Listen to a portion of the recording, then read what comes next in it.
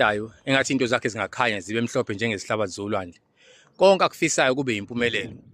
Konke aphuma kufumbe esiswini sikama wakhe akubone ngamehlo. Akubambe ngezandla angagcini emaphusheni. Inhlaka zonke anazo umuntu zibuye zonamathela kuyena. Ukukhanya konke nako kubuye kuzonamathela kuyena. Ngiyafisa impela ukuthi umuntu aphumelele emhlabeni. Ayikho umuntu odala ukuhlupheka kulomhlaba. Sengikushilo ukuthi ayikho odala ukuhlupheka. Asikho isidingo sokuthi khona abanye abantu abaphumelelayo ngokuthi bavale babophe impilo zabanye abantu.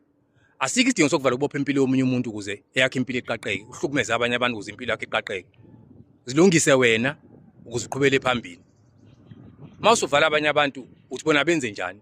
Mase umuntu wakini noma womndeni esezehamba emhlabeni ehlupheka engelutho. Uthini enhlizweni yakho? Uthini unembeza? Usakhona unembeza makunjalo usungasena nembeza. Uzofika uthini ngoba bomkhulu? Uzofika uthini uNkulunkulu mhla wahamba emhlabeni? Kanti uvale kade ukhothanyelwa umndeni ukukhothamela abantu bekukhothamela. Kanti uvale wabopha umndeni. Abantu basemalungu omndeni wonke ayahlupheka. Wena wedwa nje uphumelele.